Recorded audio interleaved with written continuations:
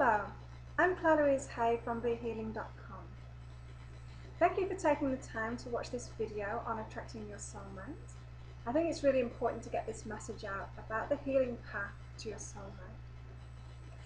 And so if you're watching this video, then that means that you already have the desire to manifest your soulmate in your life and have the experience of having somebody who's aligned with your values and wants the same things out of life as you, and who will be moving in the same direction as you forward in life. Someone to share your life with, someone who will love and support you, someone to love and support yourself. So this is a common desire. Most people want to have a soulmate in their life. Most people want to have the ideal relationship. But how do we actually get it?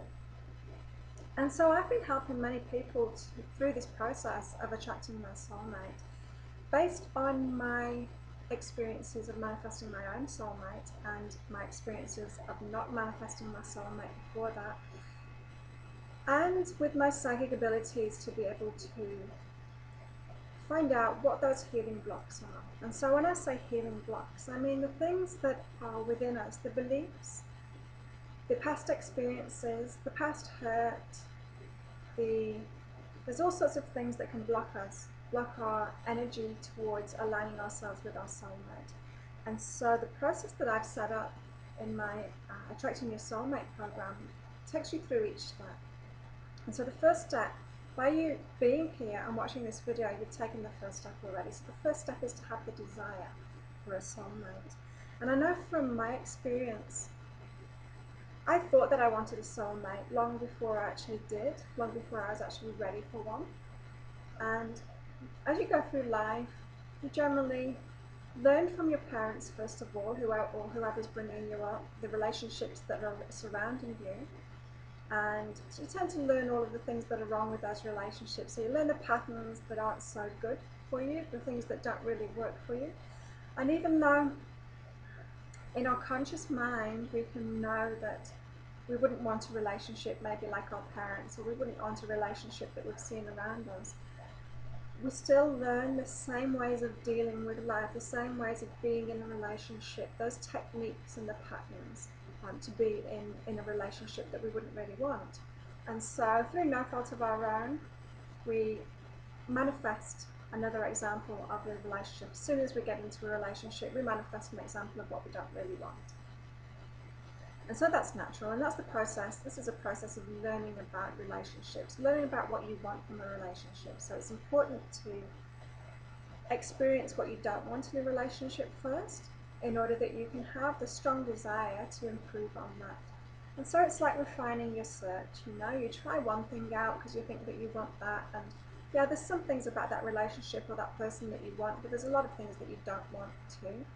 And so you narrow your search a bit. You add another word to your Google search, and next relationship you get a little bit more of what you want, but there's still things that you don't want in there. And so that gives you the desire to further grow and to figure out what it is that you really want in a relationship. And so this process of having lesson relationships, as I call them, is a good process. It's a good process to go through, especially if you pay attention to those relationships and what they're showing you about yourself.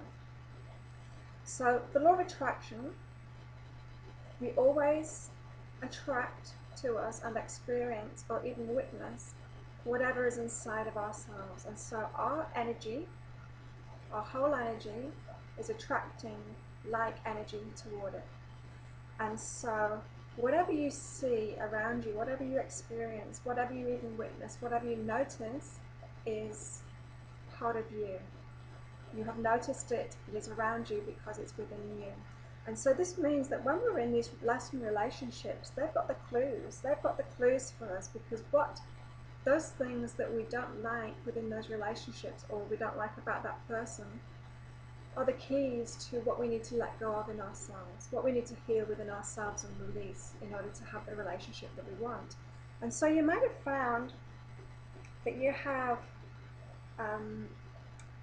maybe you had a parent with an issue, like you had a very controlling parent, and so while you were growing up you were thinking, I don't want to have a relationship like this, I don't like this, it doesn't feel good, being controlled doesn't feel good at all, it feels disempowering, I don't want that. And then, of course, the first relationship that you manifest in your life is another controlling relationship. And you think, how did this happen? I didn't want this. I didn't want this controlling relationship. Yet that controlling relationship is in your life to show you that control is the issue here. And not just how you could be controlling in your own life, that may be the case, but how you actually deal with controlling people. Okay?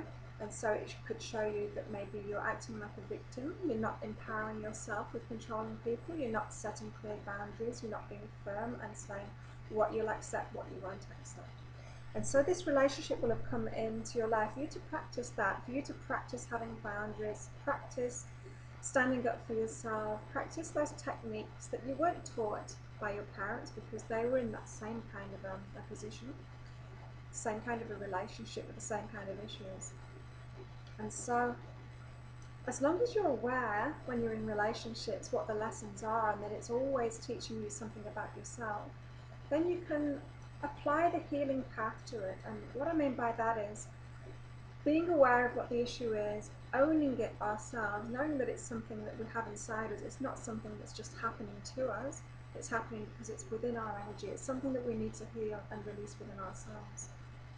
And so within that example, you would only stop manifesting the controlling types of relationships once you'd healed the relationship with your parents, once you'd healed that the relationship that you had with the controlling parent, once you'd learned to empower yourself within that relationship, once you'd learned to apply the techniques, apply empowering techniques to be able to deal with people like that in your life. And so once you've done that, you might be tested again because the universe just likes to make sure that you're sure and that you've really learned it first. And so you might manifest another relationship like that for you to empower yourself straight away and let that relationship go or transform it into something else if the other person is ready to transform and heal that same issue as well. And so this is the way that the healing path with relationships works. And so that's just one example. There can be many, many examples. And so what I've done is I've put together a class, a program, which is a series of 9 lessons. And through these 9 lessons, you're taken through a process using the law of attraction and using the healing path to manifesting your soulmate relationship. And so these lessons, they're video lessons, and each takes you through a particular aspect of manifesting your soulmate relationship and gives you homework to do afterwards. And so this class that can take you as long or as short as you want, the more time that you put into it, the more you're going to get out of it. And so you might have gone through processes like this before. You might have used the law of attraction or used things that you've learned about the law of attraction to try to manifest your soulmate, and it hasn't yet happened. Maybe you've been focusing on aligning your thoughts, aligning your beliefs with having a soulmate. Maybe you've been affirming to yourself that your soulmate's with you right now. These are all great manifestational tools, but what you must realize is that it's our total energy that manifests. And so what is in your past that hasn't been resolved, that hasn't been healed, is a part of your energy. Whether you're focusing on it or not, it's a part of your energy and it manifests. And so there's things that you can have within your past that you haven't healed that have such an important and powerful manifestational force within your life, because even though it's unconscious, even though you're trying to forget about it, even though you don't even want to look at it anymore, that's a form of resistance, you see. And so it'll keep on manifesting it because the universe wants us to have our best life. The universe wants us to have our soulmate partner. And so it's going to keep on showing us, it's going to keep on showing us what it is that we need to release in order to manifest exactly what we want in our lives. And this goes for every single part of our lives too, in that the universe will always support us to manifesting our best life. Everything that we want out of life, it's drawing us towards it all the time. And this is because we have our spirit, our soul, our higher self is always part of Source. It's always there, knowing how worthy we are, knowing what we want from life, knowing everything that we're deciding within ourselves. And that part of Source that is our higher selves is always drawing us toward it. And so we have this magnificent higher self, this magnificent part of Source, the part of us that hasn't forgotten who we really are. It's wanting us to get aligned, and it's wanting us to create the biggest and best expression of ourselves that we can. And soulmate is definitely part of that. There are very few people that would not want a relationship in life. And I know there are some, but there's very few people that don't want that. And some of the people that say that they don't want it, sometimes it's just too difficult for them to deal with. There's too many lessons there. There's too much stuff going on. That it's too painful to get into relationships, and so they resisted instead and say, I don't want a relationship, never mind a soulmate relationship. But if you persist, and this can be done outside of relationship or within relationship, what I mean by that is you can either follow this healing path by going from relationship to relationship and learning about yourself in each relationship. As I said, narrowing that search down, deciding what you really want from a relationship, releasing each issue or healing each issue as that the relationship shows you as you go along. It can be done experientially like that, or it can be done by deciding that you want to experience a soulmate now and doing the work inside yourself. Because relationships are just mirrors of what is truly inside of us. A relationship shows us a mirror of our relationship with ourselves. And so it's only when we're truly happy within ourselves, once we've healed everything within ourselves, and once we're empowered and we're really ready because we love ourselves so much and we desire to have somebody loving and support us in our lives, that's when we manifest our soulmate. And so the program that I've put together, the next step from this video to actually taking those next steps on this attracting your soulmate path is below this video. You'll see the program there, and that's the video lessons. You also get a meditation with that too. The meditation is to keep your energy aligned, keep you focused on what you really want. And so how many times have you decided, okay, that's it, next time, my next relationship is going to be my soulmate relationship. And then you find yourself getting into another kind of relationship that you don't want. And so it's just loss of focus on the goal. And so this meditation, you can listen to it as often as you want. While you're doing the classes, it's good to listen to it in the morning and the evening to keep you really focused, keep all of your energy focused on that really. Because what I know from my own healing path, for anything, for attracting my soulmate or for anything else, is that the more focused you are on it, the more you fast track through it, the more you're given the lessons really quickly, which can be quite confronting to those that find healing work kind of jarring, because it requires you to own the issues in the first place before you can release them. And so it can seem like hard work for a lot of people. But if you go with it and know that there's a light at the end of the tunnel, that your higher self is always drawing you towards the best version of yourself, then it makes it easier to cope with. So having that focus on manifesting your soulmate relationship, using that meditation will really take you far. And so I'll tell you a little bit about my soulmate relationship manifestation. As I said, I thought I was ready for a soulmate, and I went through life first of all manifesting another version of my father, all the issues that were involved in the relationship then, and then finding a better relationship with a bit more of what I wanted, but then not really having the self-awareness to know what it was that I didn't really like about that relationship, just that it gave me a bad feeling. And going from one relationship to another like this, continually being disappointed, putting an image, like a fantasy of what I wanted them to be, or what I thought that they were, which was complete fantasy, projecting that onto somebody that I'd just met, projecting on that they were my soulmate. I've met my soulmate, it was just perfect, and of course I don't live up to it because I wasn't ready. I wasn't ready inside, I wasn't truly loving myself. And so there came a point where I'd moved here to Byron Bay in Australia, and if anyone knows the area or has lived here, you'll know that there's a lot more men than women that live here.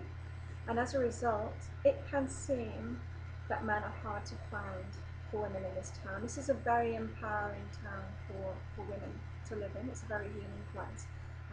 It's based on a layer of obsidian crystal, which really puts your issues right in your face.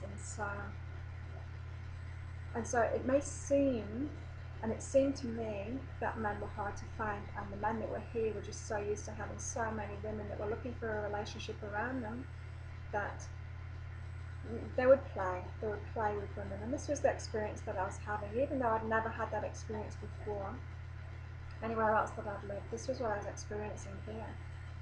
And there came a point where I just decided, I can't keep on going through these relationships thinking that this person's right for me, and they're finding out that they're just playing with me and they're seeing other people and it's all just a game to them, while I was projecting, oh, they're perfect, they're my soulmate onto them.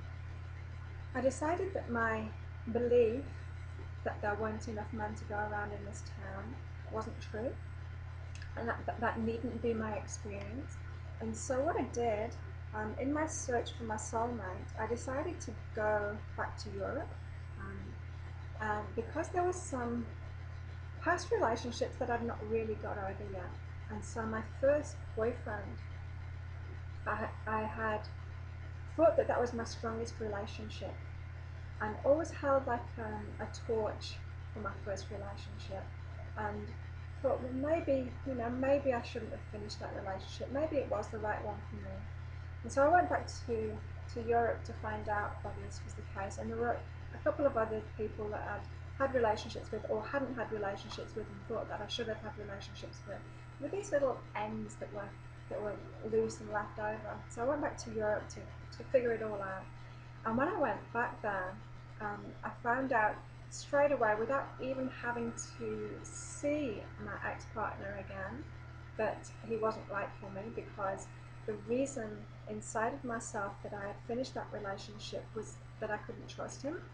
And before I even got to see him on my way to Europe, he proved that he still couldn't be trusted. And so it was a great blessing to me to find that out.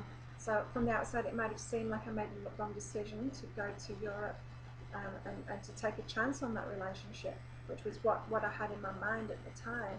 But what was really happening was that the universe was giving me this release from this relationship. It was giving me this release of that attachment that I still had, that was stopping me from manifesting the relationship that I really had, because I had this belief that relationship might have been right for me in the past, and I'd let it go. And so it was great to release that one. And as I said, there were a couple more relationships and people that I haven't had relationships with that I thought that I should have had relationships that I needed to release too. They needed to show me that it wasn't right. And while I was in Europe, I had this sudden inspiration that the problem wasn't Byron Bay or where I was living, but where I'm happiest living, here in Byron Bay in Australia. It was in my belief about it, and that my soulmate will be a perfect match for me in every way, and so he will be living in the place that is a perfect match for me too. And so I had this realization that I should go back, because I'm happiest there, and so of course my partner will be there. I don't need to imagine that there's any kind of limitations to the law of attraction and what I can manifest in my life just because of external circumstances in one particular town. If I'm happy there, my partner will match me completely and will want to live here too, and that's what it'll be. I also realized that my soulmate would be a perfect match for me. Okay, and so there's no such thing as perfect. We can't be a perfect human being. We're all here to learn, because we're not perfect. We're all here to develop ourselves and expand ourselves, and being perfect would actually stop that progress from happening. And so I wasn't expecting perfect, but I was expecting a really good match for me. And that means somebody who will love me for everything that I am. My light side and my dark side, everything would be a great match with my true soulmate. And so with this realisation, I moved back here, and within just a few weeks of arriving back, I met my soulmate. And I was very clear that I needed somebody who would be strong enough. I needed a man that would be strong enough to um, accept and love a strong woman like me, somebody who's determined, somebody um,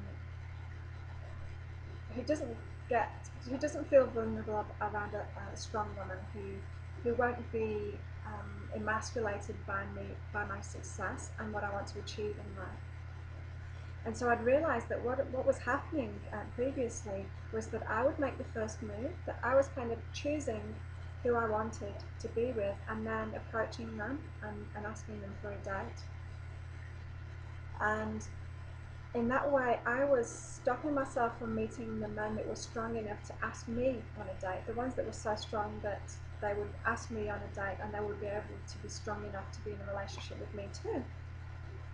And so when I got back, I decided, okay, well, I'll just sit and I'll just wait, and I'll wait for the right person to ask me on a date, and really leave it up to them this time.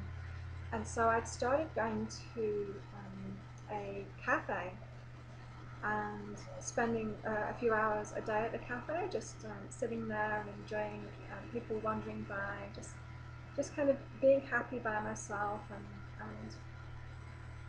really I was just waiting for a soulmate to come to me, because I know that when I leave space in my life like that, when I'm expecting something big to happen, if I leave space in that way, then it comes straight to me.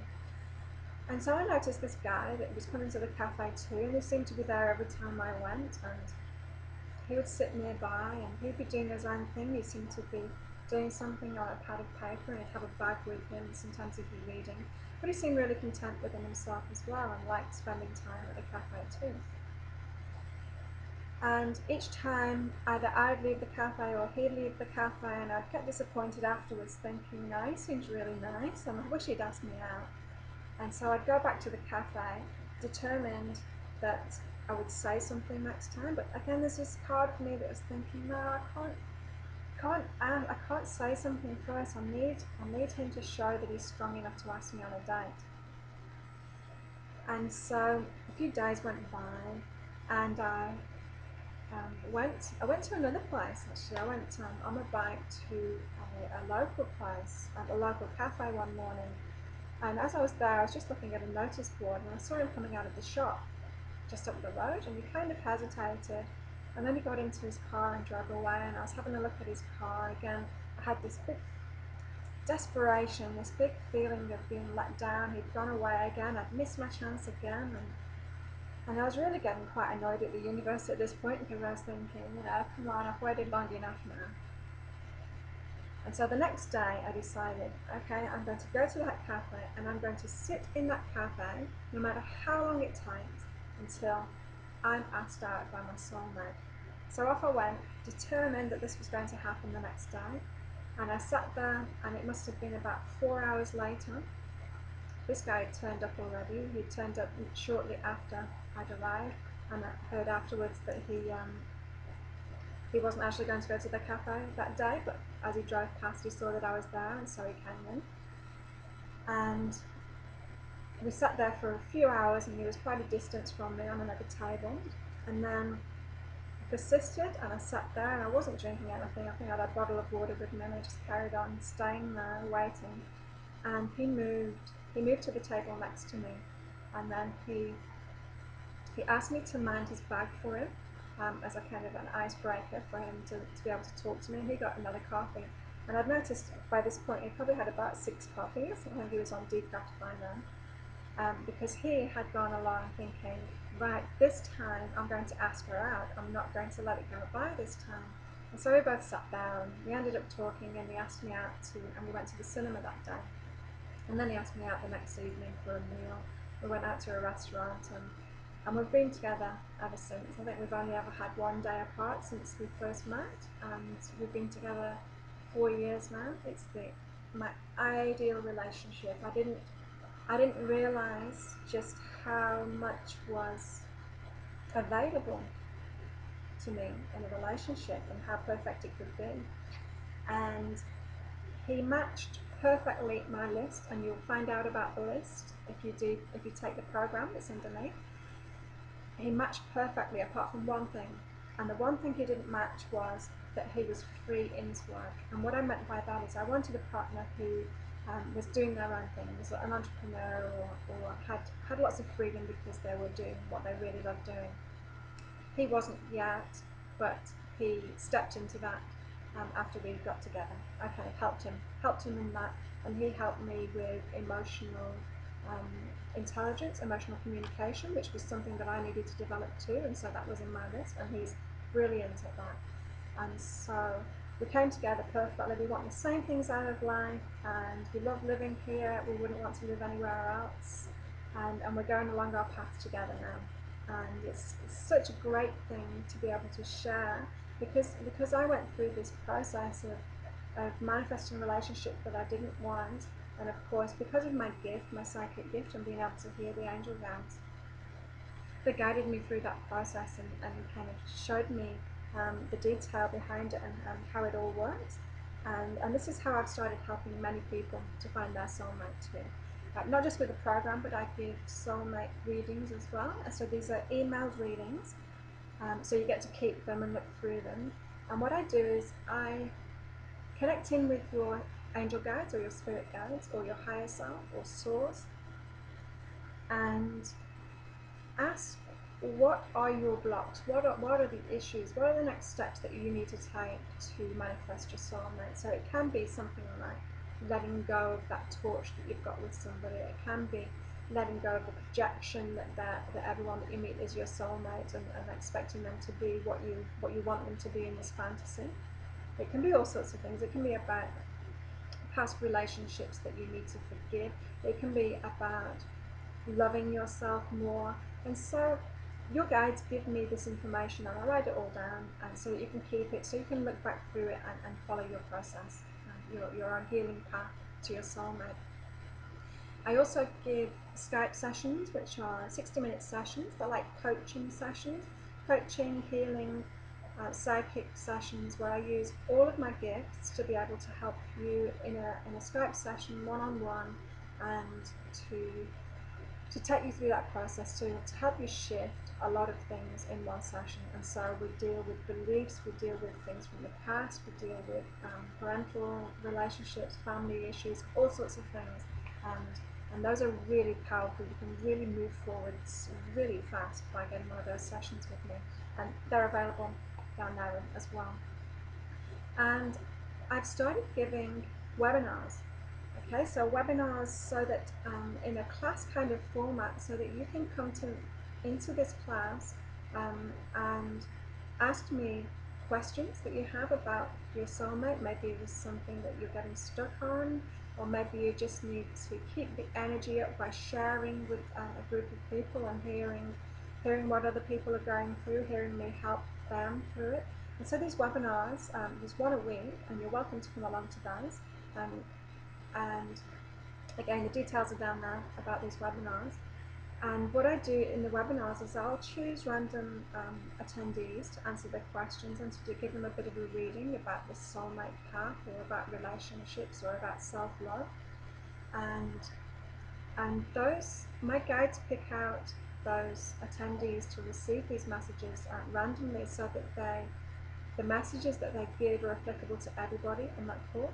And so, as usual, law of attraction gets the right people together to hear the right messages at the right time. And so these webinars, they give you the ongoing support on this process. And so you can come along every now and then, or you can come every week. It's totally up to you. You can just turn up when maybe when you've got a relationship issue that's come up, or maybe you're just about to meet someone, or you think that you're ready to meet somebody. You can come along then and get the information that you need from those webinars. I'm also writing a book, 2, the healing path to your soulmate, which I hope will be available soon.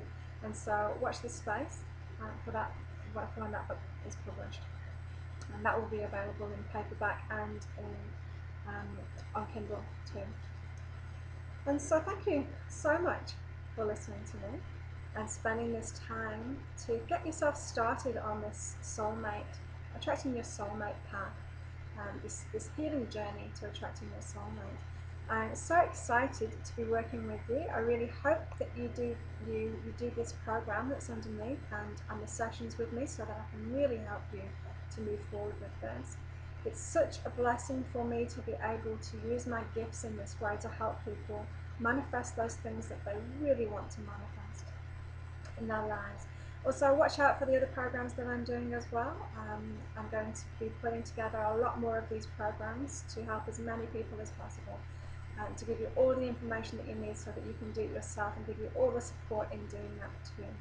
And don't forget about the Be Healing team too. I've got a great team of healers, psychics who work with me and have skills and expertise in different areas. So check them out on the website too. You might feel that one of those will matches you better to work with. It's completely up to you. So good luck in your soulmate journey, and do let us know when you meet your soulmate and how that happened. It would be great to hear your stories. So I'm looking forward to working with you. Thank you for your time, and I hope to speak with you soon. Bye.